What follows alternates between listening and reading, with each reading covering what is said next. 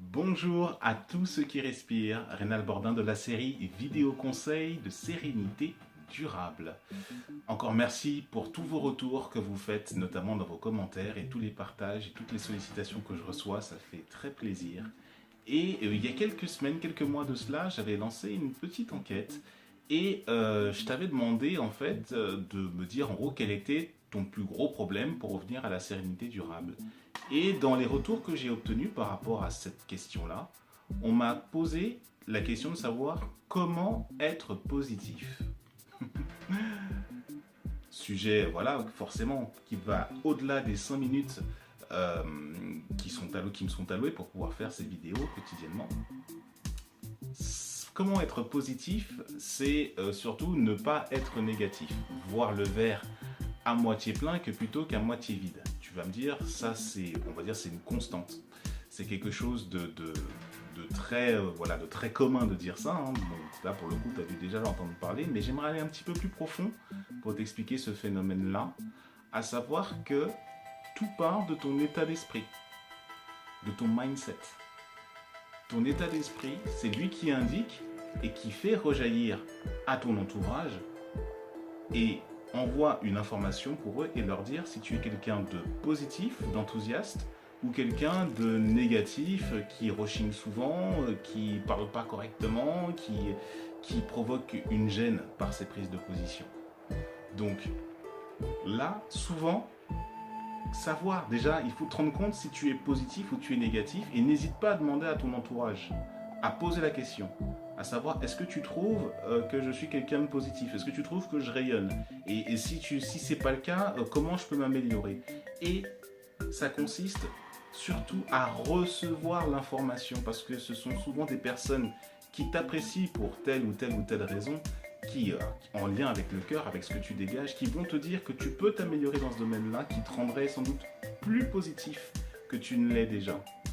Et là, pour le coup, donc, c'est la démarche que tu dois faire une fois que tu as visionné cette vidéo. Demande à ceux qui sont autour de toi, envoie un SMS, envoie n'importe quoi, enfin, entre en interaction avec ton entourage et pose la question de savoir si effectivement tu es quelqu'un de positif ou alors tu as un travail à faire là-dessus. Déjà, donc quand tu sais, quand tu as la mesure d'information, après tu peux plus facilement travailler sur ton développement et travailler sur ta sérénité par rapport à cela. Là encore, j'insiste là-dessus, c'est très important toujours d'être serein par rapport à l'état, par rapport à l'information que tu vas recevoir de telle manière à mieux l'accepter. Et la notion d'acceptation, je te renvoie à la toute première vidéo pour t'expliquer le processus, savoir comment on fait pour pouvoir accepter une situation, accepter une réponse, parce que très souvent, lorsque tu poses la question de savoir comment est-ce que tu es positif ou pas, il se peut que tu sois surpris par le retour que tu vas avoir, parce que très souvent, on est la tête dans le guidon, dans nos actions, dans ce qu'on a à faire, à droite ou à gauche, donc pour le coup, on vibre d'une certaine manière. Seulement cette vibration, elle envoie quelque chose auprès de ceux qui sont autour de nous, qu'ils nous connaissent ou pas. Et là, pour le coup, n'hésite surtout pas à demander, ça peut faire un petit peu bizarre, mais à la limite, tu trouveras toujours des gens bienveillants qui vont te répondre, qui vont te dire, voilà, tu es positif pour telle ou telle raison, des fois tu râles parce que quand il y a ci, quand il y a ça, il reçoit l'info. C'est une information très précieuse. Vraiment. Reçois-la, accueille-la avec le cœur parce que c'est ça qui va indiquer exactement d'où tu pars.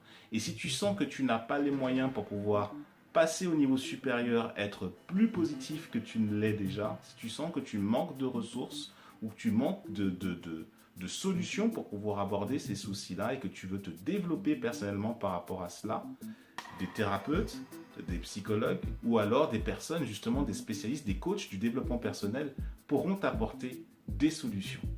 Pour mon cas, je peux t'apporter une solution, mais en lien surtout avec l'énergie, avec le subtil, avec tout un tas de choses, et justement dans la culture, toujours de ta sérénité durable. C'est très important. Comment devenir positif? Déjà, te poser la question de savoir si tu l'es. Et comme souvent tu as peu de recul sur toi, tu demandes à toute personne à ton entourage à savoir quel est ton état vraiment, très honnêtement, et de manière bienveillante. Donc, cadre bien ta demande.